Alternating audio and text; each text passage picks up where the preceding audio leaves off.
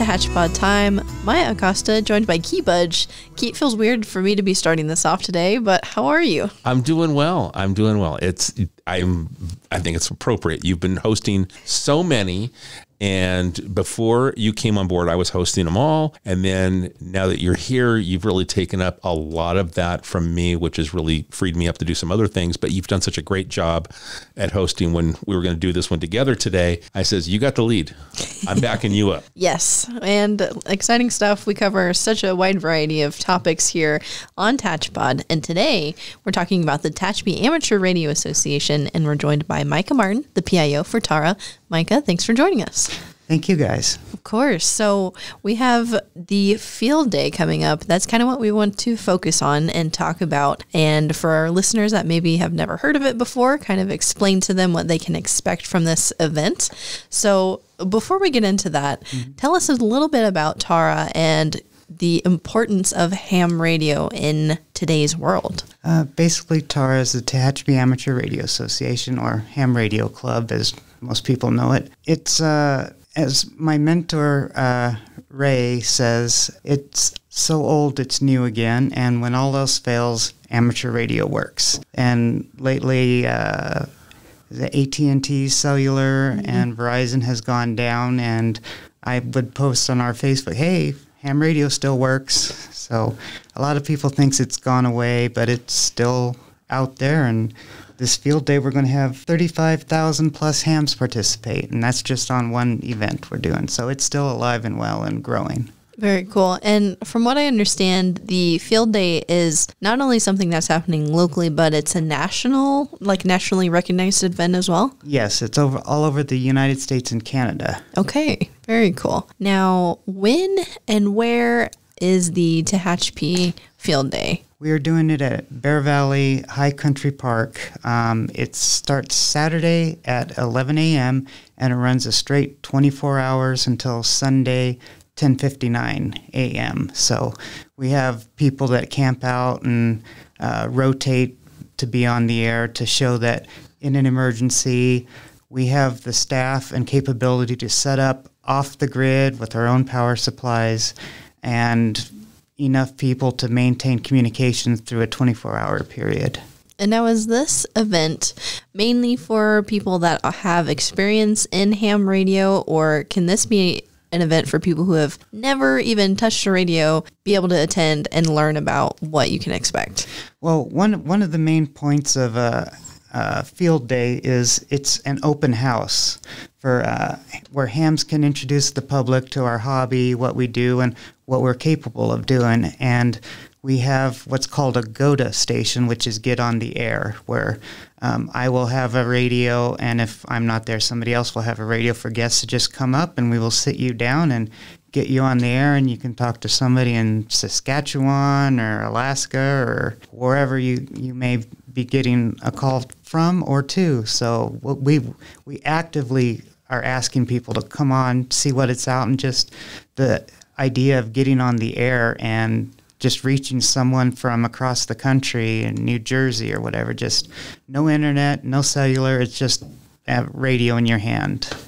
And I've heard somebody has mentioned, I can't remember who has told me, that they have been utilizing a ham radio and were able to speak to an astronaut on a space station. Is that true? It was probably me. I didn't speak to an astronaut, but I have made contacts bouncing off of the, not the ISS. The ISS is so popular that it is just, when you listen to it, it is so fast, and it's just like a lottery to try and get in there, and it's only overhead for a maximum of maybe 7 to 10 minutes, and you got to get it there. I've used, there's several amateur radio satellites that companies will need ballast for the satellite, and they will loan out, or for a discount, let ham radio clubs put a little transmitter repeater on there for ballast, and we use those. And some of the smaller satellites that only work for a few hours are easier to get into, and I've managed to get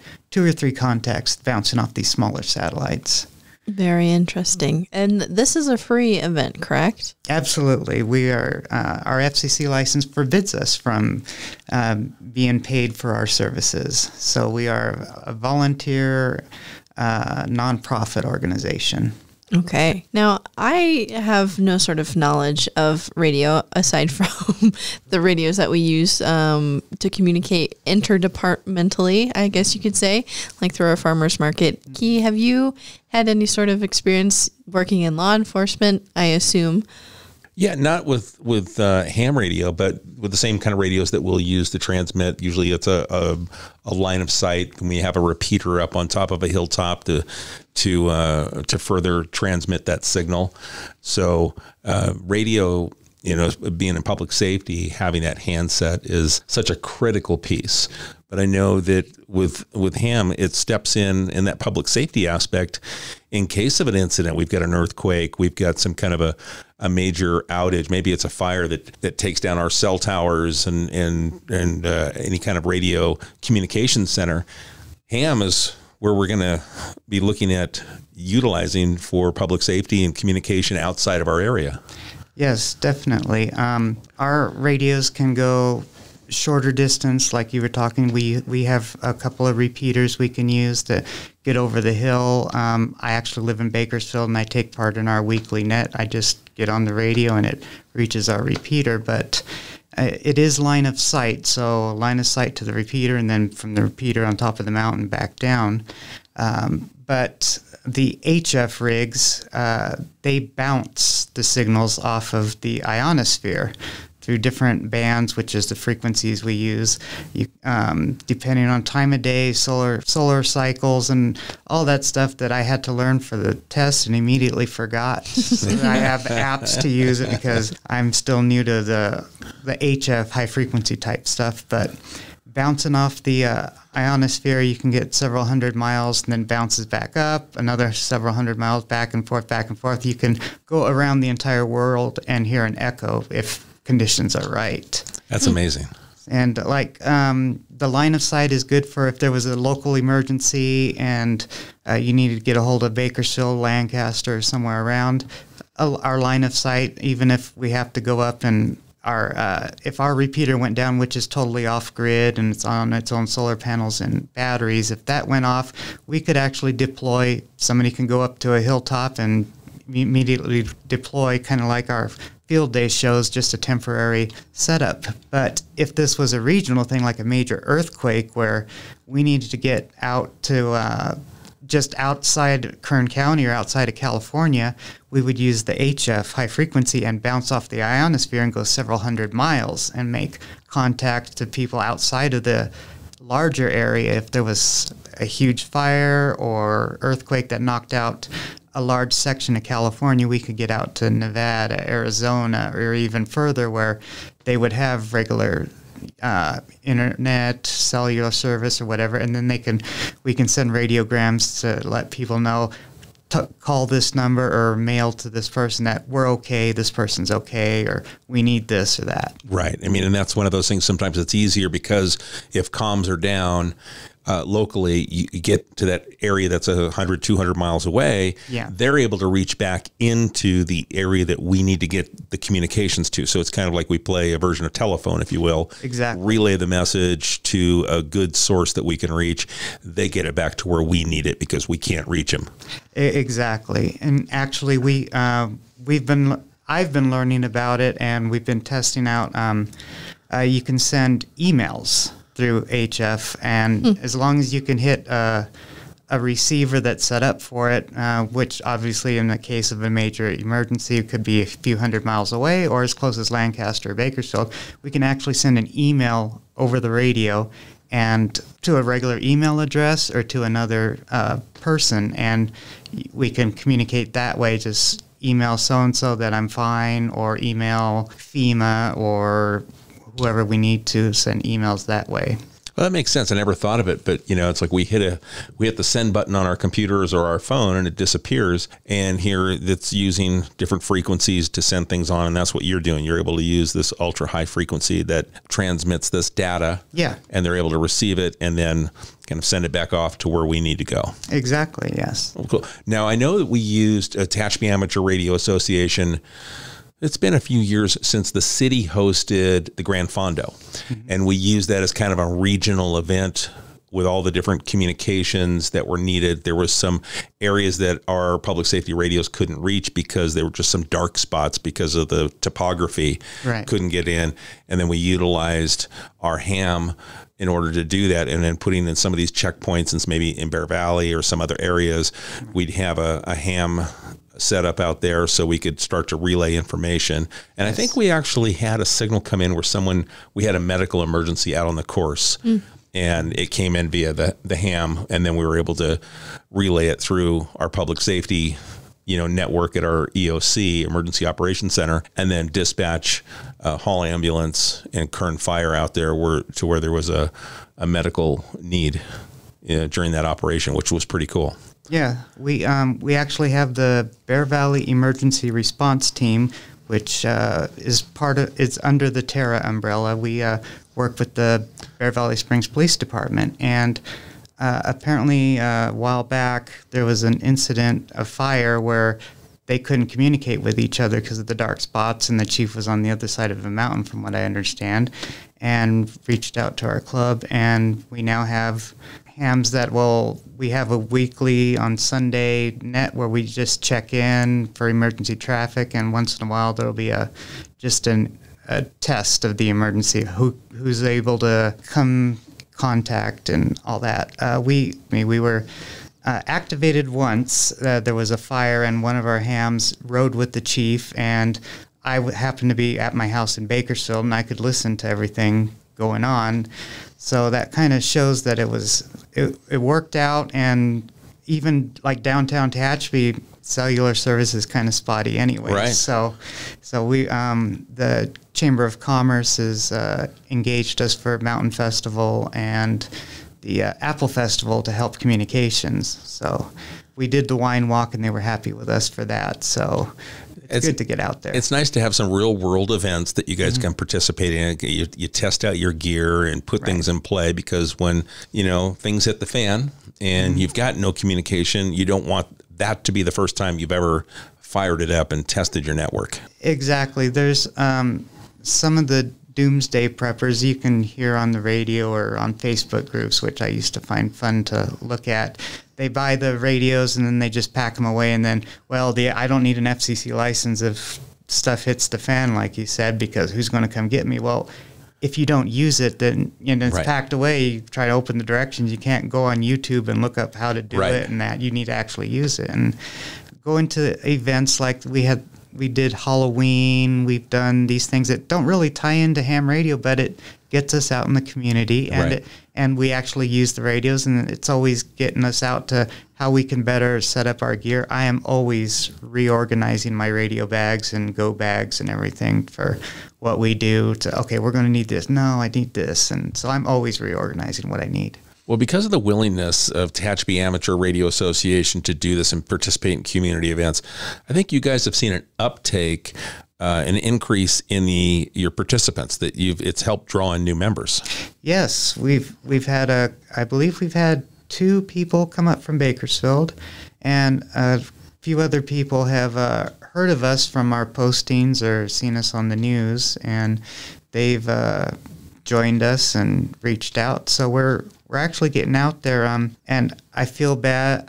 I feel guilty for the Bakersfield Club, especially President Patrick, who's working really hard to get them going. He's told me that their club wants to, how come Tara's doing this and doing that? So I'm trying to help them out, go out in the community and do things like that. So they're trying to steal you back.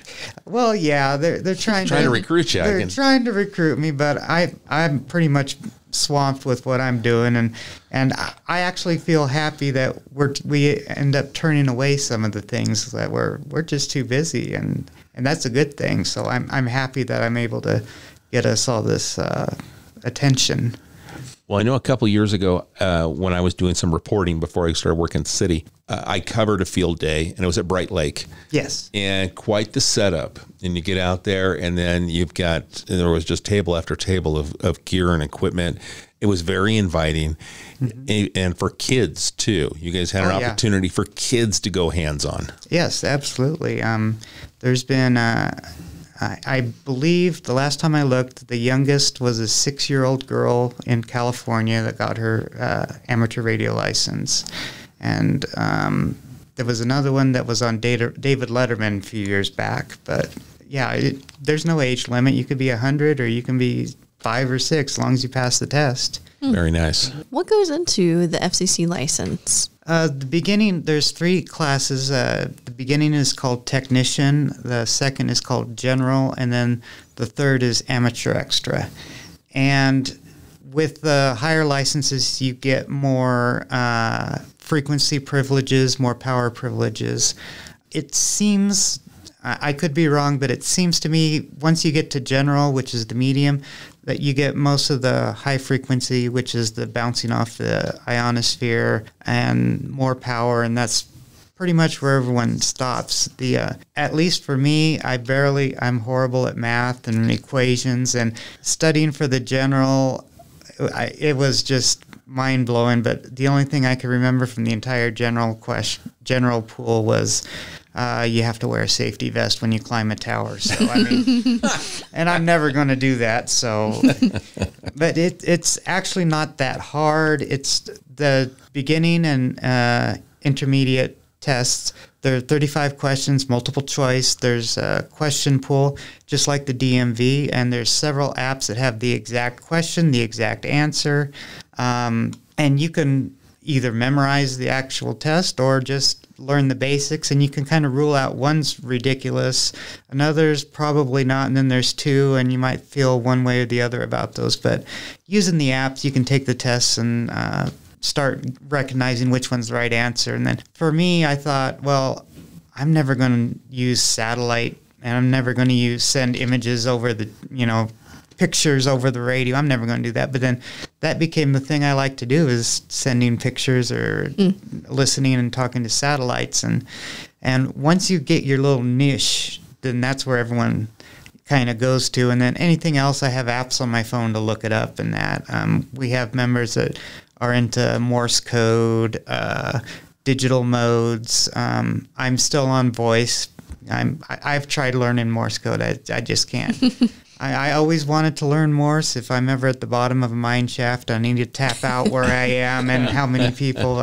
Other than SOS, I just can't get it. But there's other modes that I never thought I'd be into, like satellites and sending images. And when we do our events, a lot of times if there's going to be kids, I'll take the radio with an old Android that's plugged in the radio, and I say, hey, let me take your picture. And then, walk over to the booth, and you see the picture slowly building like the old dial-ups, going over on the computer. And I put the sound up so you can hear the squeals of the radio like the old dial-up sound. So kids get interested in the pictures going up, Mommy, look. So that's kind of interesting. That is very cool. And so there's a lot of math and, is it, I guess, science that goes into learning how to operate a ham radio?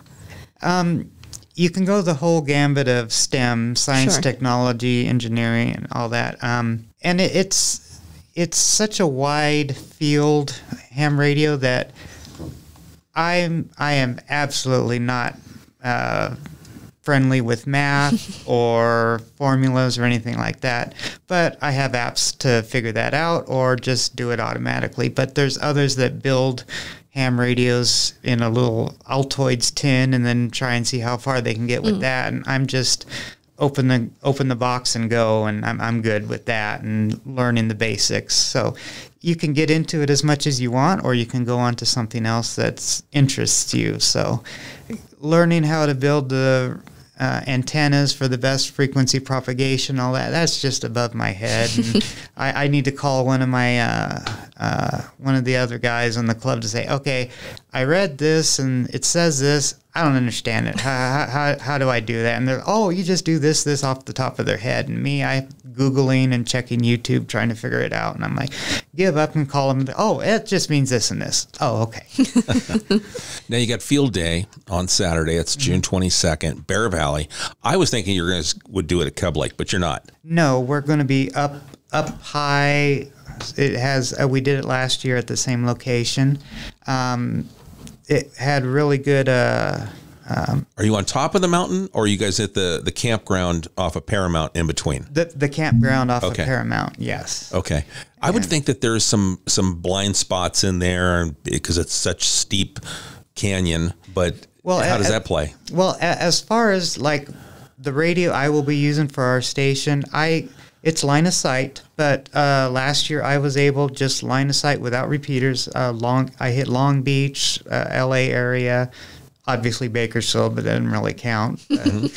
But I mean, I was amazed at how far just going line of sight to Los Angeles and Long Beach was. But as far as the others, they're going up to the ionosphere, so it doesn't really matter. They're going vertical. Yeah, they're going almost vertical. They're going up at an angle, so it doesn't really matter. But it's quiet electronic wise. There's not a lot of noise from. No other interference. Yeah, other interference, and it's out of the way, and we're not bothering anybody. And you've got the campground, so running 24 hours. Yes, is not an issue. Right, and it doesn't really bother anybody because there's nobody out there. I mean, we spent last weekend weed whacking everything out to smooth the area out. I was going to say, just you, the rattlesnakes, the mountain lions, and the bears. Yes. Oh, yeah, all the fun stuff. But I don't camp. My dad lives up here in Tehachapi, so I stay with him. I'll go up for the day, and then at night I go home with a real bed and shower and, the amenities while others stayed up there. Nice thing at that campground, there are restrooms that are there, I believe. No? But actually, I'm going to thank Sim Sanitation. They're donating to porta potties for us. Oh, very good. So they donated one last year, and this year they're donated two. So they are. We're really happy with Sim Sanitation. Oh, very good. As important as the radios and batteries and everything and food is, well. Yeah, there's other amenities that are needed. Yeah, there are other stuff that's not as fun and exciting, but if you don't have them, then you notice them. Yeah. So we're eternally grateful for Sim Sanitation to have some facilities there for us. Well, it's a beautiful little campground. Yes. It's all dry camping. It's easy for folks to access. It's right off of Paramount. If you're not paying attention, you could really kind of pass it by because it sits down, off the road a little bit. But so you guys went in there and kind of prepped it for the season, and we did the weed whacking and all that. And last year, several of us, including myself, and I'm going up and coming back, and like I said, I stay at my dad's and go up. I passed that road a few times and had to turn around. Okay, where am I? I missed it. I'm too close, whatever. This year, I've made signs. I splurged and bought some balloons and streamers, and I'm going to put, turn here, and here's the sign, and so I am not going to miss it this year. And there was a few of us that even know the area that, I passed the road. If someone got on the radio, I looked down past it. So I'm going to make sure that we can find it, especially me and any guests that come up to go there. They will know exactly where it is. Now, is the seasonal creek still running, or is that already dried up? I'm not familiar with the okay, it's probably dried then. Yeah. Yeah, there's usually it's by late spring, it's starting to kind of go away, but there's a beautiful little kind of creek that kind of could roll through seasonally. So it is if you've never been there to that campground, it would be great just to check out and just to see that. And then the fact that you guys are there and people can get an opportunity to speak to people around the country or into Canada, that'd be just a fun experience. Yeah, it's a great site. It's just, looking out over, you can see the freeway way down below the 58 and looking out to the mountains, and the sky's blue, and it's just a wonderful spot, and the cool air coming down the mountain. Well, of course, this is Tehachapi, but, up there it's a little higher, so there's always cool air coming. So it's nice up there. Very good. All right. So how many different radios do you think you guys will have a setup? We will have 6 to 10 operators with 3 HF radios, the ones that bounce off the ionosphere, plus mine that's line of sight that we'll be using as the get on the air station for guests.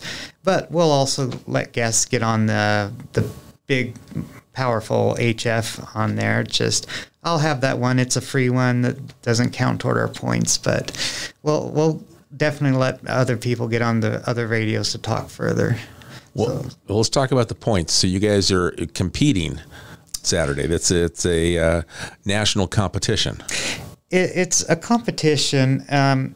Officially, according to the ARRL, our national organization, officially Field Day is an operating event and not a contest. Okay. However, we're competitive in nature. That is not how several of our members are. They are hardcore. They will go 24 hours and coffee and get it going. And to me, I'm like, okay, that's cool. I got my few in, so I'm good. But it's like a contest, but without rewards. It's bragging awards. rights. Yeah, bragging rights. It's club bragging rights is what you get. Exactly. And so-and-so got so many points, and so-and-so got so many Morse code points. And I'm, of course, tried hitting satellites, but that was impossible. I heard a lot of people, but I couldn't get through.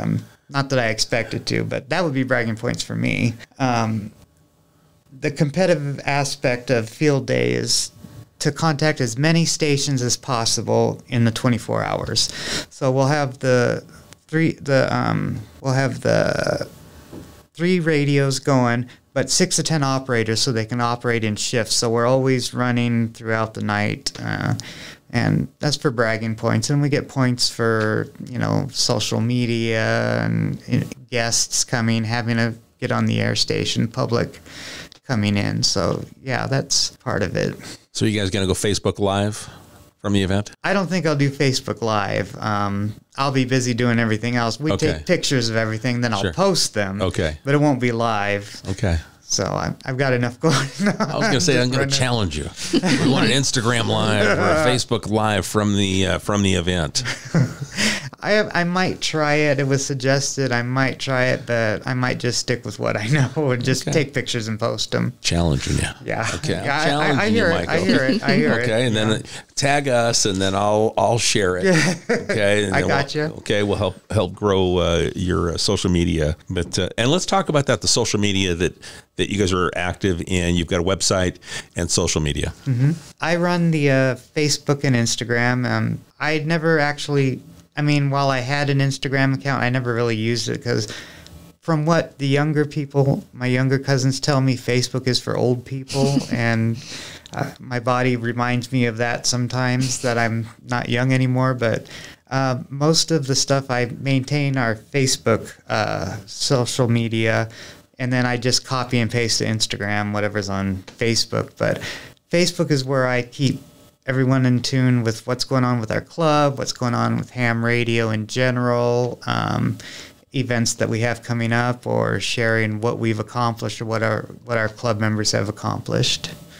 And both accounts, Tehachapi Amateur Radio Association? Yes. Okay. And then let's talk about the website, because that's got your FCC license is your handle on the web. I'm ashamed to admit I haven't checked on our website recently. I know our treasurer, he maintains it, John, and he's been busy, but he updates everything like our calendar and that. But yeah, I'm looking at it right now, and it's the first thing that pops up is Field Day. Yes. So you've got all that, and then a recent event you guys were participating in, a little Pizza Picasso. Yes. And Little Caesars. Yeah. And just talking about emergency communications, and there's a lot of different things that you guys work with, like CERT, other organizations, and it's got information regarding that. We have, like I said, the Bear Valley Springs. We started or helped start in Sand Canyon. They always have their phones go out. They started a radio group with John's help mainly, and they use GMRS, not ham radios, but because you don't have to take a test. It's $35 for 10 years, and then that's your whole family and no test. But the GMRS has been used a few times, I understand, when the cell phones go down and their landlines are cell phone dependent, as I understand it. So they've actually operated a few times, and there is a ham operator out there that listens to the GMRS radios, and then he can reach out to somebody outside of Sand Canyon if need be. Very good.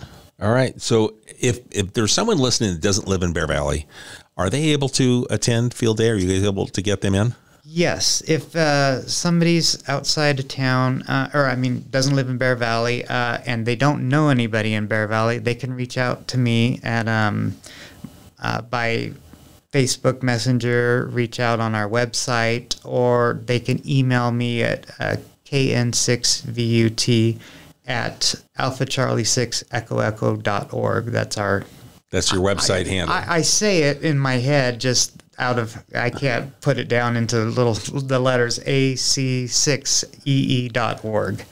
So do that. Probably the fastest way would be to message me on Facebook or just email me, and I can find somebody that can issue a pass. Very good. And we have, I did want to mention we have 3 guests coming up from Kern Medical. That's their emergency preparedness team. I invited them, and they are excited. One's actually studying to be a ham, so they're going to come up. Oh, very good. Bakersfield Police Department's community engagement person said they might come up. Okay. And we have Shannon Grove's office. Senator Shannon Grove is sending a ham operator up to check it out, and he's excited to come up and very cool. Try it out. So we've been spreading the word, trying to get everybody to find out what it is. It's not just in zombie movies. We're still relevant. Very good stuff. Okay, one more time to reiterate for everybody, that is this Saturday, June 22nd, starting at 11 a.m., but people can pop by kind of whenever throughout that 24-hour period. Yeah, pop by.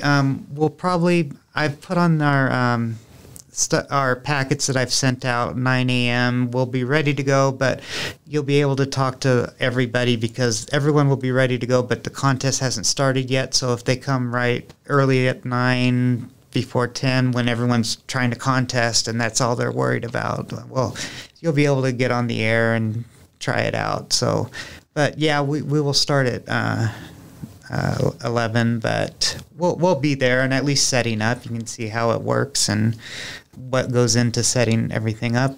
So we're all ready to go, and if the actual emergency happens, we're already there. Well, very cool. And again, that was ac6ee.org for more information, or Tehachapi Amateur Radio Association on Facebook and Instagram. Correct.